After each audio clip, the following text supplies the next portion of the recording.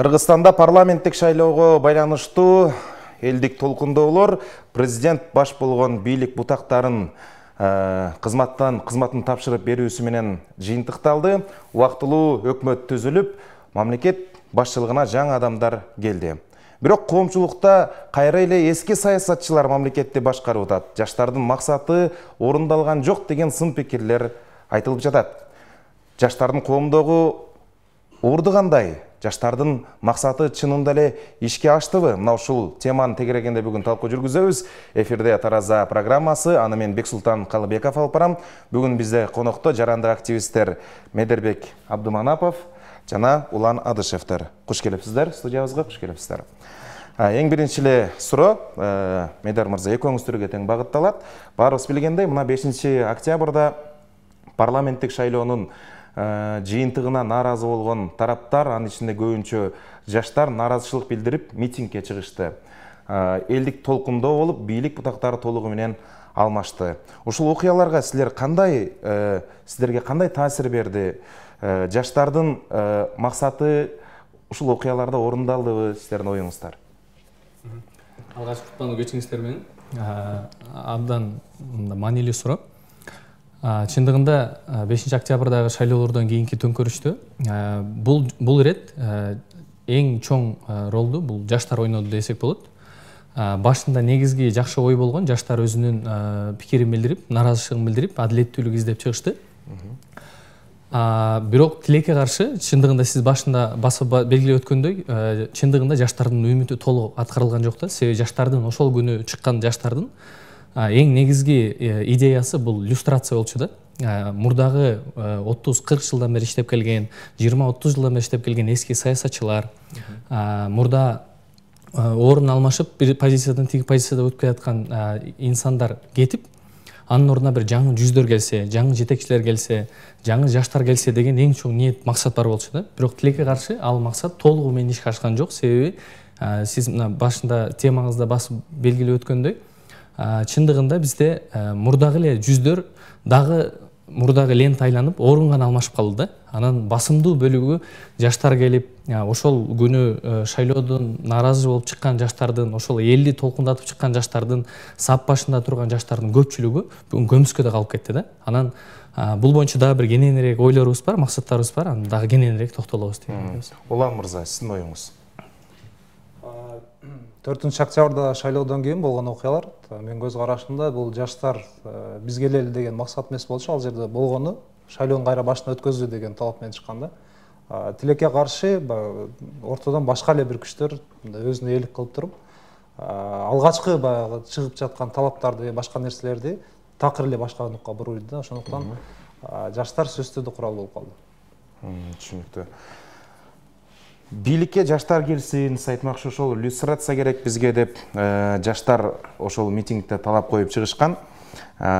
Ошол жаштардын оюн эске алып, тагыраагы жаштарды өзүнө тартуу максатында жаңы бийлик, учурдагы убактылуу өкмөт дейбизби, жаштарды бийликке алып келип атат. Мисалы, Тилек Токтогазиевди айыл чарба министри кылып, Алмазбек Бешеналиевди билим берүү министри кылып, анан Таластын, Чүйдүн губернаторлорун жаштарды алып келип атат. Бул чынында эле люстрация болуп, ушул жаштарды бийликке алып келгиси келип атабы бийлик, же бул жөн эле бир популисттик кадамдарбы?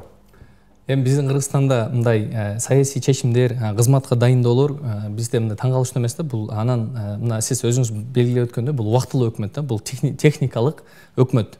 Эртең президенттик шайлоодон кийин, жаңы ажоо келгенден кийин, референдум өткөндөн кийин, жогорку кеңешке шайлоо өткөндөн кийин, азыркы ошол белгиленген жаштар кайра ошол позицияларын сактап калабы, азыркы андан сырткары жашы чектелбеген деле башка азыркы келген жетекчилер канчалык деңгээлде өзүнүн ошол кызматтарында калат, бул өтө чоң суроо, күмөн жаратат. Андан экинчи маселе бар. Кандай жаштар келди деген маселе бар да. Ким келди деген маселе. Сиз ошол эле губернаторлорду, ошол эле азыркы белгиленген инсандарды карасаңыз, ал инсандар азыркы убактылуу өкмөттүн сап башында тургандардын, азыркы убактылуу өкмөттү курчап турган адамдардын жакын адамдары болгон. Убагында ошолордун мындай камчысын чаап жүргөн инсандар бар арасында. Эми бар да эмес, албетте жакшылары да бар. Анан эң мени өкүндүргөнү ошол арзыбаган кызматтар ошол күндөгү чыккан жалындуу жаштардын үнүн өчүрүп койду да. Мына бүгүнкү айрым кээ бир терс көрүнүштөргө, кээ бир коомчулук, юристтер чыгып, айрым бир маселелерде адилетсиздик болуп атат, бийликти узурпациялоого бир кадамдар ташталып атат деген кыйкырыктар болуп атат.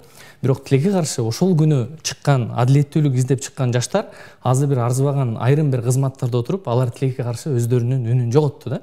Алар башындагы идеяларды алар өчүрдү. Айтайын дегеним, биз кичине кызмат менен жаштарды сугарып, аны алаксытып, анын оюн бурганды үйрөнүп алды биздин жетекчилер, айрыкча чоң саясатчыларыбыз. Ал эми жаштар болсо, ага чындыгында көпчүлүгү курал болуп берип атат. Анан көпчүлүгү ошол кызматка келгенден кийин эми баягы бир аз тили кысык болуп калып атабы, ушундай кайрым алып, азыр мына көптөгөн жаштар ошол эле сиз айтып өткөн азыркы дайындалган мырзалар деле аябай мындай катуу кыйкырыктар менен, катуу урандар менен, чакырыктар менен өздөрүнүн позициясы менен чыккан. Бирок мен тилекке каршы бүгүн ал жаштардын таптакыр үнүн укпай атам да. Себеби алар азыр ошол биз туура багытта баратабыз, биз эң бир жакшы жашоого баратабыз деген пикирлерин жаратып калгандыгы биз жаштар дагы деле болсо жеңилдик деген сөз да. Жаштарды бийликке алып келүүдө азыркы бийлик демек популисттик кадамдар жасап атабы сиздин оюңузча? Мен деле азыр медер айткан ойдун дээрлик бардыгына кошулам. Бул жерде жанагы эле принципмен болуп атат да, ал жаш татыктуу эмес деген нерсе турбай атат. Ал жерде кечээ бизге иштеп берген же биздин командада жүргөн жаңы дайындалган жаш жетекчилер чындыгында татыктуубу? Барды татыксыз деп айта албайм. Татыктуулар бар арасындачы. Бу жерде фамилияларын атап эле коелу, бирок көпчүлүгү 60-70% ошол кечээ бизге иштеп берген адамдар, же болбосо бизге эч кандай андай мынаны берип турайын, сен унчукпай тур дегендей эле принциппен келип атат да. Ошол эле губернатор болуп келген адамдар башкаларчы. Ошондуктан чындап мындай идеясын ошону ашырууга мүмкүнчүлүк берген, менимче бул популисттик эле болуп калды кечеги нерселер. Сиз так кес айта аласызбы? Популисттик кадамдар болуп атабы бул же чындап эле жаш жетекчилерди колдоо болуп атабы? Эми айрым жетекчилер чындыгында колдоо алып келишти, чындыгында. Эми баягы менимче бир аз туура эмес болуп калат, эфир аркылуу бир айрым бир фамилиялар бул татыктуу, бул татыксыз деп, себеби биз ага баа бере турган инсандар эмеспиз. Бирок популисттик кадамдар бар, сөзсүз түрдө бар, ал кадамдар бар. Мен жана башында басып айтпадымбы? Бунун бардыгын шайлоодон кийин көрөбүз. Президенттик шайлоодон кийин азыркы азаматтар, азыркы мырзалар, азыркы жаштар канчалык деңгээлде өз позицияларында калат. Мен сизге кепилдик берип айта алам. Алар эртең шайлоодо кандай иштеп берсе, ошонун жыйынтыгына жараша ошол кызматтарга келет. Мен таң калбайм, эгер азыркы дайындалган жаштардын ордуна башка эртеңки боло турган шайлоолордо аябай мыкты жыйынтыктарды көргөзүп, мыкты добуштарды алып берип, жакшы кызматын кылып берсе, алардын ордун алмаштырып коюш эч кандай бир таң калыштуу эмес да. Ал мен ага таң калбайм да, кандай кадамдар болсочу. Бирок сөзсүз түрдө татыктуулар да бар арасында. Бирок көпчүлүгү, мен баса белгилеп эле айта алам, алардын көпчүлүгү ошол кечеги айрым бир партиянда жүргөн жана кечээки окуяларда чоң салымын кошкон жаштар келип отуруп калды. Түшүнүктүү. Сиз айтып атпайсызбы? Кимиси көбүрөөк шайлоодо чуркап берсе, ошолорду кызмат ордуна коет депчи. Мен билишиме караганда сиз дагы кайсыл бир партиялар менен шайлоого катышып жүргөнүңүздү билебиз. Анда сиз деле ошол бир курал катары пайдаланып калдыңызбы? Мен ошол кадамдарга баратканда мен өзүмдүн так максаттарым бар. Биз өзүбүз ошол саясатка келип, өзүбүздүн күчүбүздү сынап, өзүбүздү эсептеп көрөлү. Бирок тилекке каршы мен 10 жыл болду аралашканыма. Мен аябай эрте аралаштым. Мен бир нерсени түшүндүм. Мен ошол айрым бир партияларга кошулганымда мага кээ бирлери колдоду, кээ бирлери кантип сиз ушундай, сиздин позицияңыз такыр башкача эле го, сиз кантип ушул жака келдиңиз деген суроолор болду. Бирок мен бир нерсени түшүндүм. Желекти көтөрүп алып эле дубалды сүзүп кете берген болбойт экен да. Себеби мен өзүм жаш талапкер болуп да көрдүм да. Анан биздин элге бардык. Биз азыр жаштар темасында бир аз темадан чыгышым мүмкүн. Мына жаштардын бийликке келүүсүндө, жаш депутаттардын келүүсүндө кеп кылганыңызда, мына алыска эле барбайм. Ош шаардык кеңешине талапкер болуп көрдүк. Элге чыксаңыз, элге барсаңыз, эл азамат, жакшы жигит экенсиң, мыкты жигит экенсиң, ушу депутат боло турган эле жигит экенсиң, бирок акчаң жок экен да иним деген суроолор болду да. Анан бетиң эле айтат бардыгычы. Анан биз ошондо түшүндүк, биз эгерде ар күйүбүз ар жакта, анан ар кандай болуп эле жүрө берсек, биз бир айрым бир адамдардын көзүнчө биз жакшы болот экенбиз, бирок биздин мындай өзүбүздүн жашоо тиричилигибизге, карьерабыздын болуусуна биздин эл дагы, ошол саясатчылар дагы мындай бир жол мүмкүнчүлүк бербейт экен да. Анан сенин элиң ошол чындыкты үмүт кылып аткан, адилеттүүлүктү үмүт кылып бардык жерде сүйлөп, жаштар келсин, жаштар келсин, жаштар келсин деген эжелерим, агаларым, аталарым мен да жөнөкөй карапайым машинада, анан да өзүм курсагым жок, галстугум жок эле мындай барып, анан жанында бир 15 жаш менен барсам, алар мени карап, анан жакшы жигит экенсиң го, ушул акчаң жок экен да деп кайра узатып коюшат да. Чын эле ушул бийликке барыш үчүн, же бир депутат болуш үчүн акча талап кылынабы? Акчасы жок, билимдүү жаштар демек бара албайбы? Сиздин оюңузча? Азыркы шартта акчасы жок барса болот, бирок өтө кыйын да. Аны бардык адамдар билет. Мындай гарантия болуш үчүн каражат керек да. Бул жөнөкөй эле өзүң штабты иштеткен, башка нерселерди, агитаторлорду алган керек болот да. Акчаң жок болсо, анда сен кадыр баркынга ошончолук деңгээлде компенсация кыла турган деңгээлде болуш керек да. Сен артыңда ошончо адам болсо, тилекке каршы жаштарды андай деңгээлге жете элекпиз. Биз эмес, чоң саясатчылар деле акчасы жок барышы кыйын да. Реалдуулук ошондой болуп калды. Демек бир гана акчалуулар бийликке барыш керекпи? Жок, андай нерсе эмес. Күрөш болуп атат. Акчасыздар деле башка кандидаттар да баары күрөшүп атат. Айтайын дегеним, реалдуулук ошондой болуп калды. Басымдуу бөлүгү кээ-биркилер ошо акчага кандайдыр бир нерселерди талап кылып калышты, штабтарга баш нерсе. Илгери мисалы үчүн мен кичинекейимде эсимде, элге барсаң, акча алса, ошол убакта деле сатып алуу болот эле. Бирок адамдар уялат болчу да, мына бекитет болчу. Мен акча алдым, акчага мындай бирөөгө шайлоодум деген нерседен алыс болчу. Азыр тетирисинче болуп калды. Ким акча албай шайласа, ошол мындай уялып кала турган болуп калды. Ошон үчүн биз өтө тетир заманга келип калдык. Бирок акчасыз барыш үмүт бар, бардыгыбызда бар. Ошондуктан күрөшөбүз болот. Ошон үчүн аракет кылып келатабыз деген сөз да. Мен дагы бир нерсени белгилегим келет. Мына кечээки шайлоо, кечээки 5-октябрда, 6-октябрда болгон окуя бир нерсени аябай мени кубандырган бир окуя болду. Биз жаштар койгондук. Анан жанагы мен кээде ойлойм, мен ушу жаштардын арасында мен эң эле бир карапайым жөнөкөй мен болсом керек деп. Себеби Facebook'ка, Instagram'га кирсең, бир мындай жөнөкөй акыл үйрөтпөгөн жаш жок да.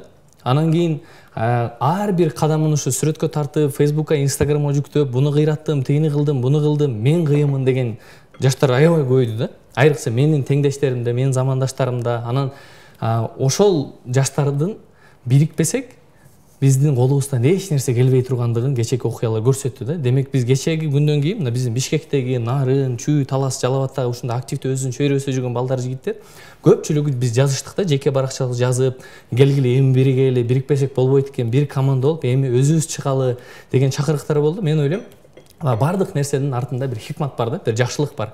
Кечээки болгон окуялар биз мына активдүү жаштардын бириктирүүгө бир жол салды десем болот да.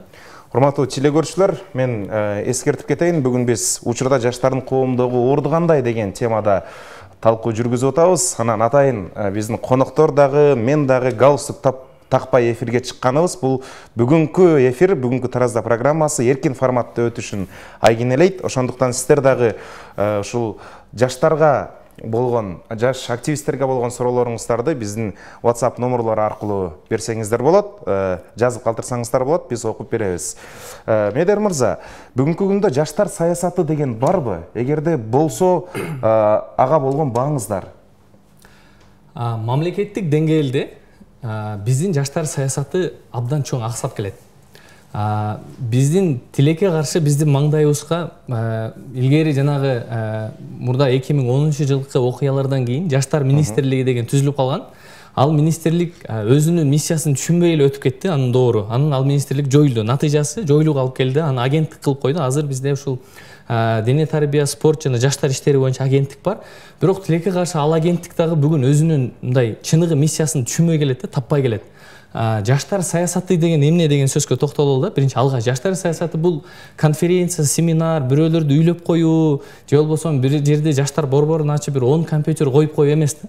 Жаштар саясаты бул жалпы Кыргызстандагы жаштарга бир багыт көрсөтө турган, систематически иштей турган, бул окуучулардын деңгээлинде, студенттердин деңгээлинде, жаш үй бүлөлөрдүн, жаш адистердин деңгээлинде мындай туруктуу, системалуу иш алып бара турган бир механизмге айланыш керек да. Тилекке каршы бизде жаштар саясаты бул жөө жүрүш, семинар, флешмоб, ошогошон үйлөн үлпөт той деген биздин министрибиз үйлөп жүргөн, жылына 100дөн жаштарды үйлөп жүргөн да.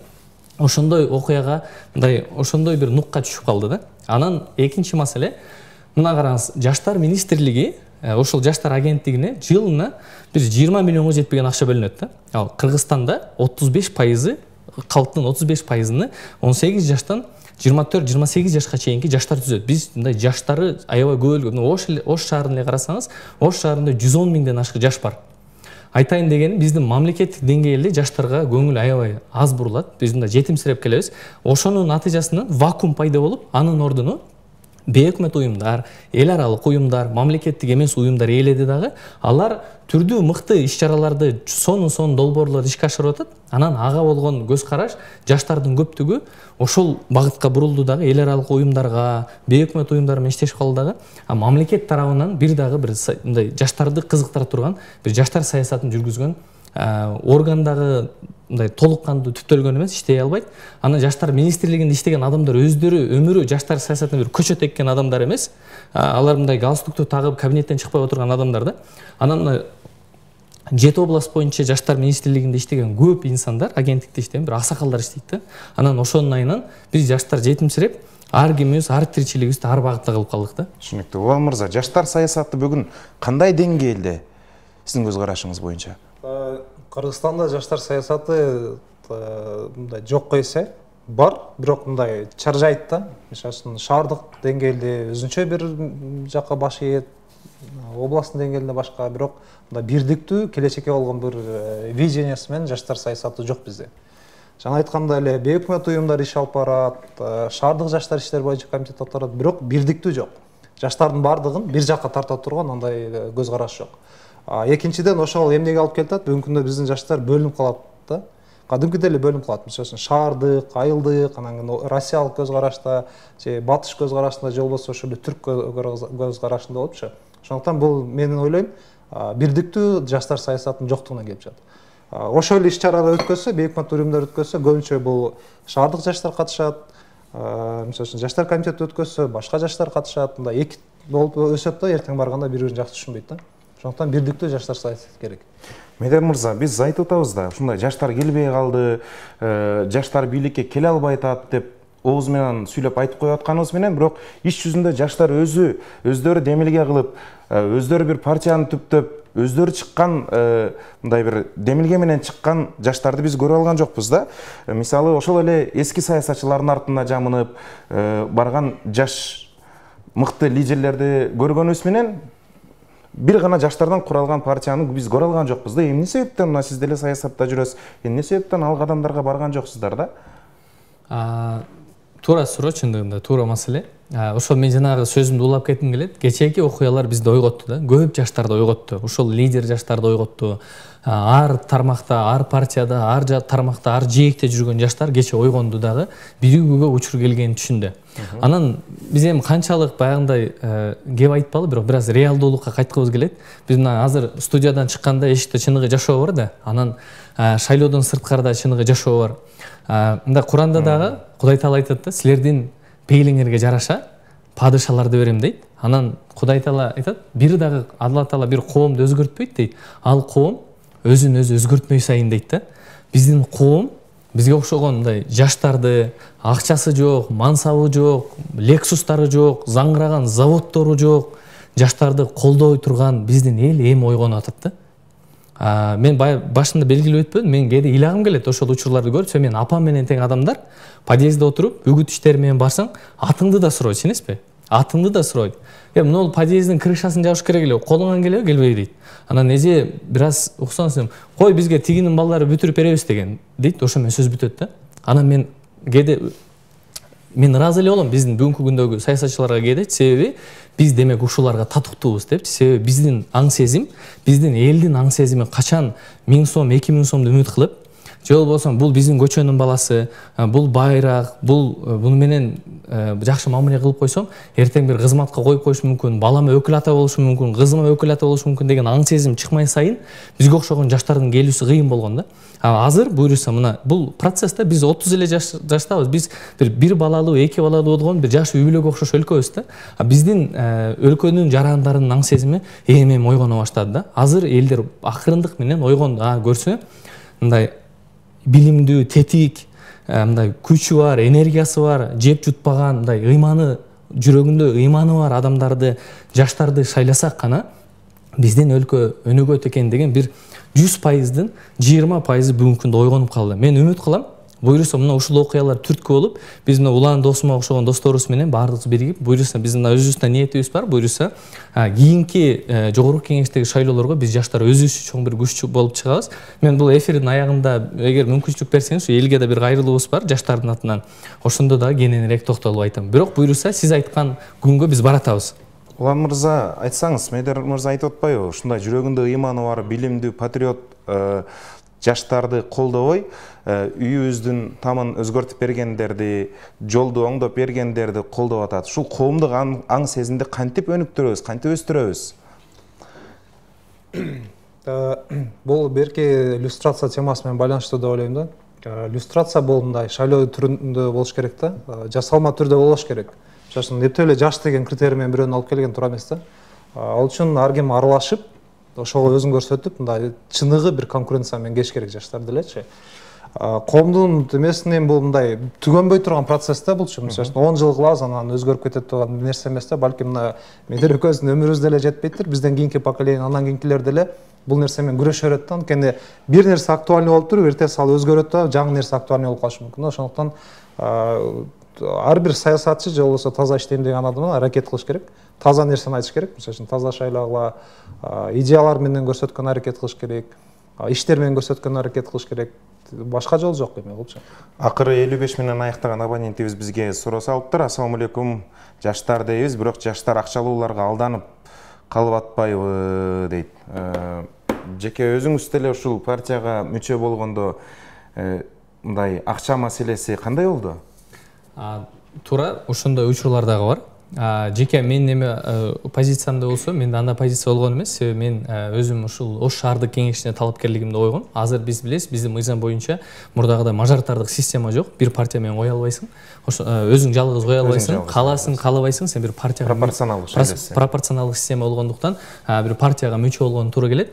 Эгерде ошондой акча маселеси болгондо, анда мен азыр бир жакшы бир Lexus минип, анан жакшы бир сонун бир башкача бир кызматка барып жакшы иштеп жүрмөкмүн. Эгер андай максат болгондо, тилекке каршы мен ошондойго үйрөнө элек экем. Мен ойлоп калдым, ошондой үйрөнүш керек. Себеби биз 10 жылдан бери мындай ушундай жүрөгүбүздү берип, жан дүйнөбүздү берип, мындай кылып жүрөтпүз. Мындай анан кече эле бир 1-2 жыл мурун чыгып, анан ушундай кызматтар партиялар менен иштешип, үйлөрдү алып, заңыраган машиналарды алып, аябай мындай заңырап кеткендер бар экен. Мен аябай таң калдым. Мен чындыгында ал нерсе болбосо керек деп ойлоп жүрүп жүрдүм да. Анан кечеги акыркы окуяларда мен дагы көрдүм.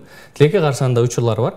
Жеке мага келе турган болсо, мен ошо негизги эле максатым бул ушул шаардык кеңешке, ушул Ош шаарында кызмат кылып, же шаардык кеңешке барып. Партияга тизмеге турганыңызда сизден эч кандай акча талап кылынган жокпу? Жок, себеби мен жогорку кеңешке талапкер болгон жокмун. Себеби ал учурда жогорку кеңешке шайлоо болду. Мен бираз өзүмдүн баягы төшөгүңө карап бутуңу сон дегендей, мен өзүмдүн баягы мүмкүнчүлүктөрүмдү реалдуулап баалап, жогорку кеңешке койгон эмесмин. Жаштардын саясатка, саясий элитага барышына мажоритардык шайлоо системасы жакшыбы же пропорционалдык шайлоо системасы сиздин оюңузча? Менимче кайсыл система болбосун, мажоритардык болобу же пропорционалдык болобу, таза шайлоо болсо жакшы. Эл чыныгы адамдарды, чыныгы жакшы адамдар, өзүнүн келечегинде бир кызмат кыла турган адамдар бар партияларды шайлаган эле деңгээлге жетсек, анан бир аз адилеттүүлүккө келсек, ошол эле шайлоо жакшы. Ал эми мажоритардык, пропорционалдык экөө тең айырмасы. Мисалы үчүн, мажоритардык системада биз буга чейин көргөнбүз да, элдер бири-бири менен атышып, кандидаттар дуэлге чыгып, бири-бирин өлтүрүп, анда деле акча, анда деле жанагы биздин байкуш, менин кыргызым, бул биздин көчөнүн баласы кой намыс үчүн шайлап коелу деп, жанагы илгеркидей бир райондон же болбосо бир участкадан бир партия толук алып, калган партиялардын баардыгын 0 алгандай, дал ошол нерсе кайталана берет. Себеби баягы эле байлар келет, акчасын чачат. Биздин баягы эле чындык издеген мугалимдерибиз, медсестраларыбыз, медиктерибиз, карапайым элибиздин баардыгы кайра эле ошол адамдарга иштеп берет. Анан Улан экөөбүз барсак, инилерим жакшы адамдар экенсиңер го, бирок буюрса силерди кийинкисинде шайлайбыз деп бетибизге эле айтып коет. Бирок бул деген сөз, акча темасын козгогонунун себеби, бул акча деген сөз элге таратуу эмес. Шайлоо бул чоң мындай баягы телевизордон оңой көрүнө берет да, баягы экрандан чыккан баннерлерди илинип турсаң, бул бекер келгендей көрүнө берет да. Шайлоодо мисалы үчүн ошол эле бир шитти реклама илиш үчүн кеминде 20 000 акча кетет да. Бул аябай чоң мындай чыгымды талап кылат, ошондуктан бул маанилүү. Улан мырза, эгерде мажоритардык шайлоо системасына өтүп, ошол шайлоо система менен бара турган болсок, коомчулукта уруу-урууга, тууган-урукка бөлүнүү деген пайда болот. Ошол эле баягы акчалуулар, бай манаптар дагы эле ошол акча менен сатып алып барат. Ал эми пропорционалдык шайлоо системасы менен барып партияларды шайлай турган болсок, партиялардын тизмесине кириш үчүн кандайдыр бир өлчөмдү төлөп туруп кирип атат. Канткенде гана чыныгы, билимдүү, акылдуу жаштар ушул саясатка кадам таштай алат. Кайсыл шайлоо системасы бизге мындай ыңгайлуу да, сиздин оюңузча? Мына акыркы шайлоолордо жаштар көбүрөөк катышты. Мисалы ошол эле партиялар менен катышканда деле бардык партиялар сурабайт. Көпчүлүк азыр тенденцияны карагыла, көп партиялар алдыга жаштарды койгонго аракет кылды. Алар акча берген жок, ал жаштарчы. Артта тургандар деле берген жок. Болгону ал добуш алып бере албайбы, бере албайбы. Алып бере албаса артка жылат деген бир келишим менен келди. Мен ойлойм, экөө тең таза болсо деле, кандай болсо деле эл оңой ойлойм өзгөрбөйт эч нерсечи. Бирок азыркы реалдуулукту эске алуу менен мен мындай туура деп тапкан бир шайлоо системасы бул партия менен болсун, бирок кандидаттарды ошо партиянын ичинде эл өзү тандай турган кылыпчы. Ошон элүүдө турса деле тиешелүү добуш алса, алдыга жыла турган кылыпчы. Эң мындай бүгүнкү күндө бизге элге, шайлоочуларга туура келе турган ошол деп ойлойм да. Азыр мисалы чакырыктар болот да, таза баягы бир мандаттуу шайлоо эмеге кайтып келели депчи. Тилекке каршы ал убакта биз жаштарга эч кандай орун болбой калат бул убактачы. Мисалы 40 000, 50 000 адам жашаган жерден бизге окшогон жаштар 30 жылдан бери келген кыйын баягындай кандай десек, эски адамдар менен күрөшө албайбыз. Анткени жөнөкөй эле баягы элдин саны менен, мисалы туугандардын саны менен деле утуп коюшу мүмкүн да. Ошондуктан туура жолу ичиндеги кандидаттарды тандоо партия менен. Урматтуу телекөрүүчүлөр, бизде жарнамалык тыныгуунун убактысы болуп калыптыр. Жарнамалык тыныгуудан кийин эфирибизди улантабыз.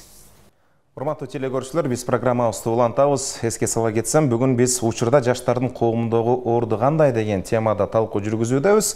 Бизде конокто Медербек Абдыманапов жана Улан Адышев аттуу жарандык активисттер бизде бүгүн конокто. Медер мырза, Улан мырза, бизден көрүүчүлөрдөн суроо келиптир. Биз жана көбүнчө ушул акчалуулар келип атат деп токтолбодукпу? Ошого байланыштуу суроо экен. Бардык максаттарына байлар тоскоолдук кылып жаткандай сүйлөө туурабы? 1 сом же 1 сом акча же бир таанышынын колдоосусуз деле ийгиликтерди багындырган жаштар бар да дейт. Министрликте, өкмөттө иштеген толтура жаштар бар дейт. Буга сиздин жообуңуз кандай? Абдан туура. Биз деле ошол жаштардын катарын толуктап келебиз. Биздин ата-энелерибиз дагы жанагындай бай, миллионер адамдардын эмес, карапайым мугалимдин балдарыбыз. Ал мен ага 100% кошулам. Себеби биз дагы ошол жаштардай өз өскөндүгүбүздү өзүбүз кесип, аракет кылып, тытынып, ыктыярчылыктан баштап бардык нерсени басып өтүп келатабыз буюрса. Жанагы мен айтканым, ал жанагы саясий өнөкөт учурунда гана козголгон темалар. Ал эми карьера куруу, кызмат кылып, элге кызмат кылып, ийгиликтерди жаратуу бул бир акчага байланбайт, сөзсүз түрдө. Бул биздин дагы аябай чоң максат тилектерибиз бар. Биз баягы Facebook, интернетке чыгарбай көп кылып жүргөн жумуштарыбыз бар, Кудайга шүгүр. Анан бардык ийгилик мен бул маалымат жөнөткөн, суроо жөнөткөн инсанга толугу менен кошулам. Бул толугу менен мүмкүн. Буюрса биз ошол эле жолдо келатабыз. Ошол жолдо келаткан жаштар абдан көп, өзүнүн ийгилигин өздөрү жаратып, буюрса биз чоң ийгиликтерди жаратып, ошол азыркы көйгөйлөрдүн бардыгын элдин аң сезимин өзгөртүүгө болгон аракеттерди жасап келүүдөбүз. Жана мындан ары да аракет кыла беребиз да. Бир гана акча менен биздин максаттар чектелбейт дагы, ал тоскоолдук кылбайт дагы. Болгону ошол жанагы саясий өнөкөт учурундагы болгон айрым бир маселелерге токтолдук. Бул көрүүчүнүн суроосунан улам, ушул Улан мырза, бир гана акча чечпейт, ушул чыныгы билими бар жаштар өздөрү аракет кылса, алар деле ийгиликке жетсе болот дегендей кылып жазыптыр да, сиздин оюңуз. Эч кандай тааныш билиши жок эле, эч кандай акча каражатты бөлбөй туруп эле өзүнүн акылы менен, билими менен, аракети менен барса болот. Силер деле барсаңар болот да ошондой деген өңүттө бериптир да. Ооба, түшүндүк. Биринчиден кечирим сурайбыз. Биз мындай акчасыз эч нерсе чечилбейт деген нерсени айткан жокпуз. Деги эле ошо шайлоо учурунда ал каражат керек болот. Көпчүлүк учурда эле ошону баягы балким биз тааныбагандыктан же башка себептерден ошол маселеге такалып атат да. Мен мисалы ушунча жаш жүрүп, иштеп жүрүп, бир да кызмат эмес, ишке барганда эч жерден ачка эмес. өзүмдөн баягы мындай мүмкүнчүлүгү менен жумушка орношком да. Айтайын дегеним, акчасыз көп нерсени чечсе болот. Кызматка деле, башка жака деле барсак болот. Андай адамдар көп. Болгону биз баягы системадагы кээ бир моменттерди айтып атабыз да. Ансыз бирок мисалдар толтура. Азыр айрыкча мына акыркы 5 жылды, 10 жылдын бери ала турган болсок, жаштар өтө өздөрүн көрсөтүп алды да. Коомдо мурдага караганда орду чоң. Анткени глобализация башталды, технологиялар өнүктү, жаштар көп нерсени жаратып атат. Мурдагыдай баягы 30-40ка чыкканда эмес, азыр 20 жаштан эле баштап атат да. Андай жаштар толтура. Болгону баягы шайлоо учурунда келгенде бир аз катары мындай сүйлүп калат да. Түшүнүктүү.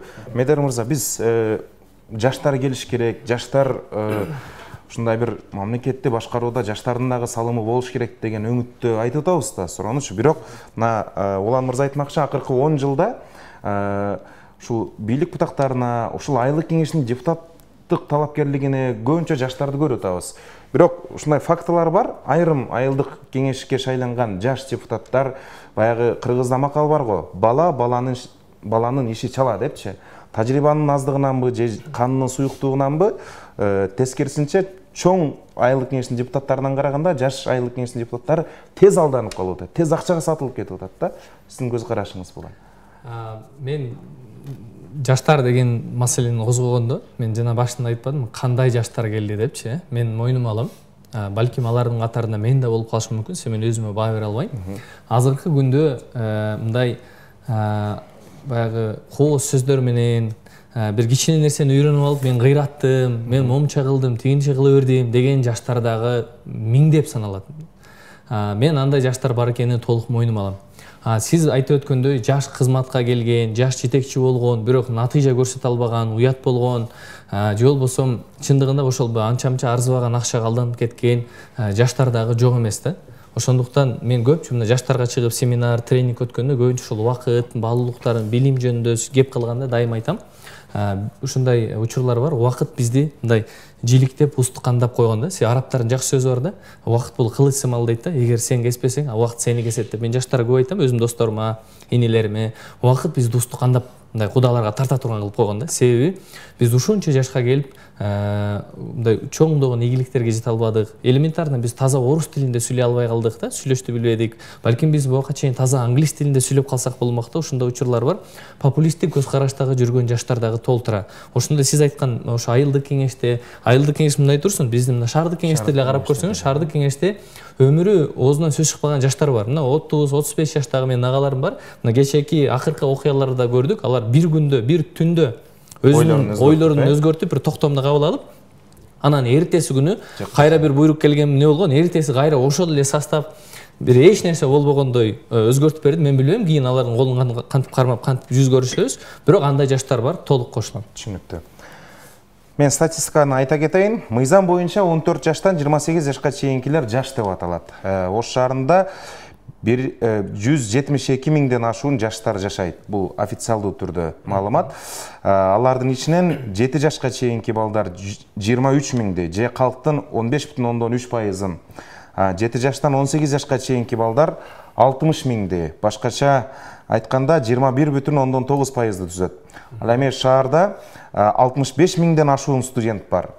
Бул көрсөткүчтөр шаардын калкынын санынын 39%-ын түзөт. Демек, бийликке жаңы жүздөрдү алып келүүгө жаштардын чоң мүмкүнчүлүгү бар. Эмне үчүн кайра эле эски адамдарды шайлап жатабыз? Айтайын дегеним, ушул шайлоо маалында деле, убагында деле жаштар, биз эми чоңдорду күнөөлөгөнүбүз менен жаштар акчага сатылып, добуштарын саткандардын ичинен көбү ушул студенттер болуп атат, жаштар болуп атат да. Сиздин оюңуз буга?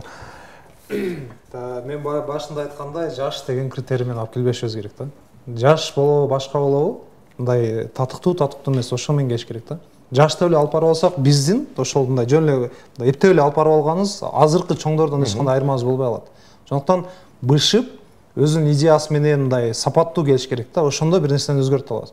Эптеп эле жаш деп барып алган менен, мисалы үчүн азыр мен деле барып алсам, көп нерсени биз жаман көрүп жүргөн чоңдорго караганда биз андан да жаман кылып жүрүшүбүз мүмкүн да. Ошондуктан бышып, аракет кылып, мындай реалдуу бир конкуренция менен келиш керек.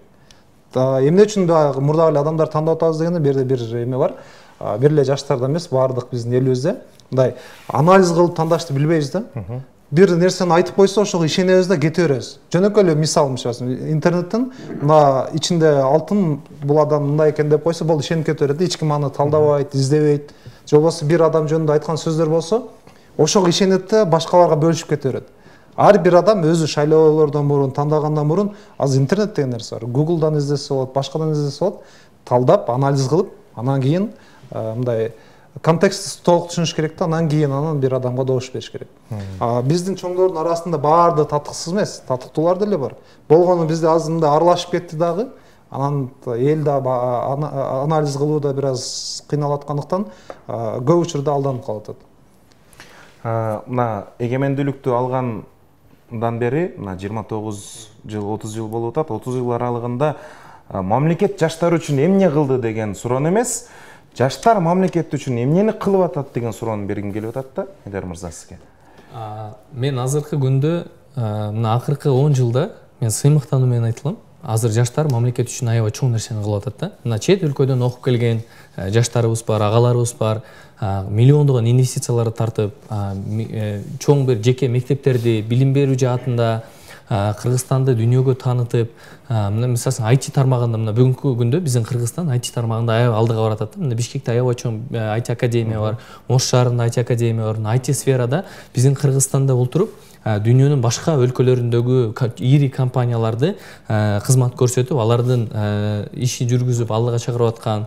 Кыргызстандагы мына Ош шаарына карасаңыздар, мына текстильный фабрика курулуп атат, автоунаа чыгаруучу заводдор курулуп атат. Анын бардыгын жаш ишкерлер куруп атат да. Мына шаардагы курулуш компанияларда чоң бир жаш ишкерлер чет өлкөдө иштеп келишип, окуп, үйрөнүп келип, миңдеген жумуш орундарды камсыз кылып атышат да. Чоң бир инвестицияларды тартып атат. Мына мисалы үчүн жеке мисалы Улан мырза өзү кандай чоң бир долбоорлор ишке ашырып, мына шаарыбызды көрктөндүрүүдө түрдүү бир инсталляцияларды орнотуп, жаштардын саясатына салымын кошуп, чек ара аймактарына барып иштеп, алыскы аймактарда иштеп, чоң жумуштарды аткарып келип атат да. Ошондуктан акыркы 10 жылда жаштар Кудайга шүгүр аябай чоң салымдарды кошуп атат. Өлкөнүн намысын коргоп, өлкөнүн желегин желбиреткен жаштар абдан көп. Мен аны сыймыктануу менен айта алам. Жаштар дегенде эми биз ошол нарселерден деле баштайбыз да. Ошондуктан мына баарыбыз жакшы билгендей, Кыргызстанда жумуш орундары балким аз болгондуктан бизде көбүнчө жарандарыбыз сыртта мигрант болуп иштешет.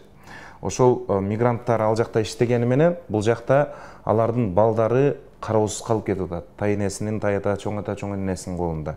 Алар өзүнүн ата энеси чалык берген мээримди алар эч качан бере албайт. Айтайын дегеним, чыныгы ата эненин тарбиясын албаган балдар эртең коомчулукта жараканы кетирбейби? Мен өзүм дагы ата энем Россияда, мигрант. Бул жакта көп мектеп убагынан бери бул жерде өскөнбүз.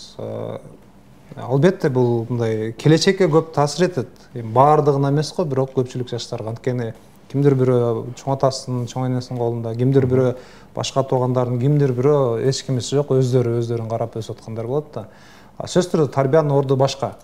Бул азыр билинбесе да балким келечекте билиниши мүмкүн. Мисалы, мээримсиз өсүп калышы мүмкүн, башка бир мындай эгоисттик сезимдер менен өсүп калышы мүмкүн, бул таасир этет.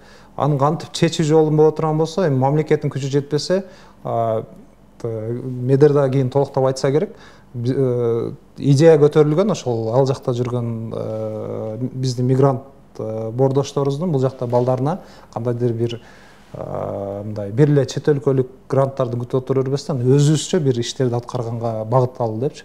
Ошо тарбия берүүдө, аларды өстүрүүдө, өнүктүрүүдө, башка нерселерденчи алардын ордуна жардам берүү катарында. Көбүнчө ушул жаштардын, ошо өспүрүм курактагы жаштардын айрыкча ата энелери бул жерде болбогондуктан тарбиясынын начардыгынан мындай бир терс жолдорго түшүп кеткендерин көрүп жүрөбүз.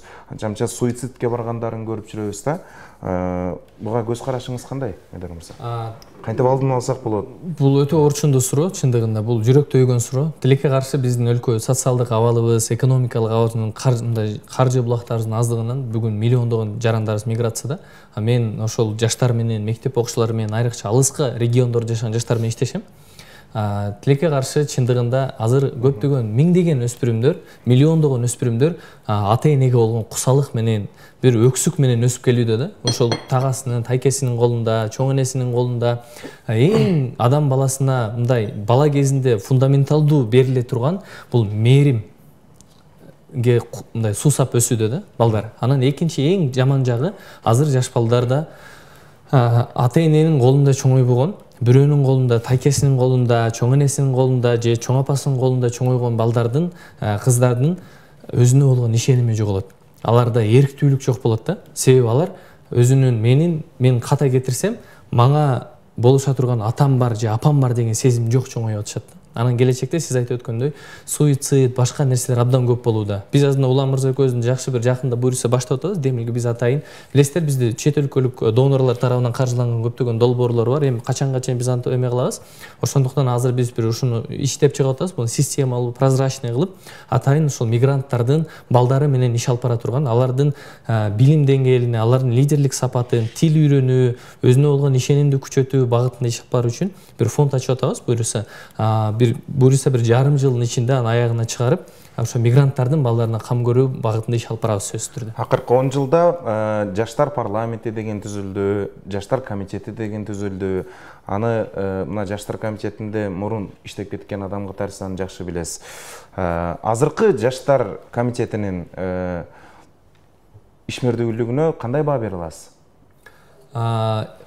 Жаштар боюнча иштеген чындыгында уюмдар аябай көп. Акыркы күндөр солгундап калган жокпу ушул жаштар комитетинин ишмердүүлүгү? Жаштар комитети чындыгында мурдагыдай эмес, аны ачык айтыш керек. Мурдагыдай иш алып баруу бир аз басыңдап калгансыз. Бирок мына азыр акыркы жылдары кайрадан жанданып, себеби мурда биз менен иштеген инсандар кайра келип командага кошулуп, жаңыдан бир ишти бир мотор кыймылдай баштады. Бирок акыркы чындыгында бир 4-5 жылдын аралыгында бул комитеттин иши аябай бир аз солгундай түштү. Себеби бюджет маселеси азайды. Экинчи, шаардык кеңеште бул жаштар саясатын колдогон, жаштар комитетин колдогон биздин депутаттардын саны азайып кеткендей көрүнөт мага негедир. Анан кадр маселеси бар, албетте кадровый мындай эме болуп калды. Себеби бири келип, бири кетип, бири кетсе, биздин мэрлер да аябай тез алмашты да, билесиз. Бизде мэрлер алмашканда сөзсүз түрдө ийне жибине чейин алмаш керек да. Себеби күнөө болот да, алар иштесечи. Кайра ошо күнөөдөй сезилет да, анан кийин бат-бат алмаштырат. Анан ошо жаштардан бери алмаштырат да. Ошондуктан мына азыр кала башчы туруктуу иштеп атат, жакшы иштеп атат деп ойлойм. Ошол командасы менен эми аракет кылып атышат. Мен ойлойм, буюрса жакшы болуп кетет. Жаштар көпчүлүгү мамлекеттик органдарга, мамлекеттик кызматтарга эмес, ушул диний институттарга, диний лидерлерге көбүрөөк ишенишет, көбүрөөк ыктайт да. Бул коомдун эртеңине кандай бир таасирин тийгизет деп ойлойсуз? Жаштар эмес, деги биздин эл, мамлекеттик мекемелерге болгон ишеним өтө начар, бул ачык нерсе. Анан көбүрөөк аларга караганда, мисалы диний алымдарды же болбосо ушундай бир лидерлердин айткан сөзүнө көбүрөөк ишенип, анан келечек кандай болот дегенде суроо айтасыз эми аларданчы. Мындай да, баягы акыркы күндөрү эми жума намазга барсаң деле, башка бир убакыттарда мечитке барсаң деле көбүнчө жаштарды көрүп атабыз. Бирок айрым маалыматтар боюнча ошол эле диний сабатсыздыктын айынан экстремисттик топторго кошулуп кеткен жаштарыбыз бар да. Ушул багытта суроо берип атам да. Коомдун эртеңине коркунуч жаратат деп атпайбы? Коомдун эртеңине коркунуч жаратат, бирок ал бир жагы ошо диний сабатсыздыктан, мисалы үчүн туура баягы багытын билбегендиктен, экинчи жагы ошо эле биздин жаштардын ошондой адашып бараткан же экстремисттик мындай багытка же болбосо ушундай көз карашка мындай азгырылып калган жаштардын бул баягы эле сөз аналитикалык ой жүгүртүүнү өнүктүрүш керек. Биздин мектептерде, университеттерде, керек болсо ошол мечиттерде деле баягы сабактардан сырткары мындай критикалык ой жүгүртүүнү, ошол сыяктуу нерселерди өрчүтүш керек да. Болбосо маалымат баарына бирдей эле берилет. Болгону ар кимиси ар кандай түшүнөт да. Ошол түшүнүү баардыгына бирдей туура түшүнүү максатында мындай критическое мышление ошол нерселерди үйрөтүш керек жаштаргачы. Бул мектептен баштап, керек болсо 1-класстан баштапчы. Окутканда ошону жаттап туруп эле айтып беришти эмес, аны эмне үчүн айтылып атат, кандай максатта деген нерсени ар ким адам өзү ой жүгүртүп, талдап, аны кайра мугалимге айтып бере турган деңгээлде болуш керек да. Ошондой гана качан биздин жаштардын, студенттердин ой жүгүртүүсү мындай өз алдынча болгондо гана сырттан келген маалыматтарды талдап, анан туура жолду тандап алат да. Болбосо баандай жаттап эле ким айтса ошонун азгырыгына бөлүнүп кетсе, сөзсүз түрдө экстремисттик топторго кирип кетет, азгырылып кетет. буга чейинки суроокко окшош да, мен да көп бул кичине иштешип калып билем. Жаштар мисалы үчүн былтыры мурдагы жылдары билесиңер, баягы Сирияда башка жака барган учурлар көп болгон да. Бул ошо негизинен баягы тарбиясы, ата энеси башка жакта калып кеткенден же болбосо кыйын учурга келгенде жанында жакындары жок болуп калган учурлардан адамдар баягы колдоо таппай, берки экстремисттик топ деп атайбыз, ким деп атайбыз, алар өтө мындай психологиялык жактан адам сезет да, кайсы адам кайсы деңгээлде экенчи. Ошол жерден эле өзүнө тартып алыш оңой болуп калат. Ошондуктан биринчи кезекте сөз тарбия, жакындарын колдоосу болуш керек. Анан экинчи тараптан адамдын, ар бир жаштардын, ар бир адамдын өзүнүн ой жүгүртүү деңгээли мындай өз алдынча талдала турган деңгээлде болуш керек да. Кандай маалымат берсе да өзү талдап, ойлонуп, анан туура жолун тандап кете алат. Менер мырза, акыркы суроолорумдун бири болсун. Объективдүү кенен жооп берсеңиз болот. Бүгүнкү күндө жаштар эмнеге муктаж? Бүгүнкү күндө жаштар эң биринчи орунда бул билимге муктаж. Муктаж эмес, ар бир адам, ар бир жаш ошого өзү муктаж, жеке жаш муктаж. Мен мындай учурдан пайдаланып дагы, мен көп семинар тренинг өткөндө да барып айтам, жаштар, мен силерден достор, мен силерден бир сунушум, кеңешим эмес, суранычым бар деп айтам да. Мен силерден суранычым бар. Тил курсуна баргыла, тил үйрөнгүлө, бир жанагы шериненин, бир жанагы посвященияга кийген көйнөктүн акчасына сен 3 ай тил үйрөнсөң болот, курска барсаң болот деп. Бүгүнкү күндө жаштар биринчи өзүн өзү өнүктүрүүгө муктаж. Ошого милдеттүү болуш керек деп ойлойм да. Анан албетте мамлекет тарабынан, эң биринчи үй бүлө, ата эне тарабынан колдоого муктаж. Мен учурдан пайдаланып ата энелерге дагы угуп отурса керек, айткым келет да. Мен чоң ата, чоң энемдин көзүнчө мен эч качан элдин балдарындай боло албай койдум да. Элдин балдарына салыштырып öğret да бардыгынчы. Анан бизде ушундай бир сиңип калган. Ушу элдин балдарын окшотпош керек. Балдар колдоого муктаж. Бай кеде, бай жанагы богатый папа, бедный папа деген китеп бар, Ошол китепте эң бир сонун жөнөкөй нерсени айтканда, мындай өнүгүп, өсүп, миллионер болгон, миллиардер болгон, ийгилик жараткан жаштар менен мындай жөнөкөй өмүрүн сүрүп кеткен жаштардын, инсандардын бир эле айырмасы бар экен да. Алар ата энеси, балам сен эң жакшынакай баласың. Балам сен колуңдан келет. Балам сен эң мыкты инсансың. Сен жетекчи болушуң керек. Сенин өзүңдүн компанияң болуш керек. Сен элге кызмат кылышың керек. Сен элге жакшылык беришиң керек. Сен эң жакшысың деп тарбиялайт экен дагы. Анан бала аң сезиминде ошондой сезим менен, мындай өзүнө болгон ишеним менен чоңоюп, анан өзүнө ийгилик жаратат экен да. Бүгүн бизде ошол нерсе жок. Бизде бардык үй бүлөдө бардыгын бирөөнүн баласын окшоштурат. Тегинин баласы көп акча табат. Тегинин баласы үйлүү болуп бүттү. Тегинин баласы жашынакай уже үйлөнүп бала чакалуу болуп калды. Сен дагы деле жүрүшүң деген кемсинтүү бар. Ошол кемсинтүү биздин жаштардагы болгон талантты, өзүнүн жанагы табигый өзүнүн жөндөмдүүлүктөрүнү өчүрүп келет да. Мына бүгүн жаштар эң биринчи ушул нерсеге муктаж. Экинчи бул сөзсүз түрдө билимге муктаж, себеби Куранда дагы жараткан Алла Таала эң биринчи Курандын сүрөлөрүндө дагы окугун деп атат да, окуу деп атат да. Билим ал деген сөз сен географияны оку, химияны оку, астрономияны оку, IT тармакты оку, динди оку, бардыктарын оку. Ошол Кудай Тааланын берген неаматтарын, кереметтерини билим аркылуу тааны деген сөз да. Ошондуктан бүгүнкү жаштар биринчи ата эненин, коомдун колдоосуна, үй бүлөнүн колдоосуна жана мыкты билимге муктаж. Эң сонун жооп бердиңиз, Улан мырза. Кыскараак эле жооп берейин. Биздин жаштар, деги кыргызстандыктар, биз кайда баратабыз деген жолду көрсөтө турган идеологияга муктаж. Баарыбыз каяка барабыз. Эртең келечекте биз Кыргызстанды кандай көрөбүз? Ошол нерсе баарыбызды бириктирет деп ойлойм. Жаштар ошого карап умтулат, ошого карап өзүн өзгөртөт. Идеологияга муктажбыз. Түшүнүктүү. Урматтуу телекөрүүчүлөр, бизге бөлүнүп берилген убакыт дагы соңуна келип жетти. Бүгүн биз учурда жаштардын коомдогу орду кандай деген теманын тегерегинде талкуу жүргүздүк. Бизге конокко жарандык активисттер Медербек Абдыманапов жана Улан Адышевтер болду. Ал эми берүүнү мен Бексултан Калыбеков алып бардым. Эфир аркылуу көрүшкөнчө сак саламатта туруңуздар.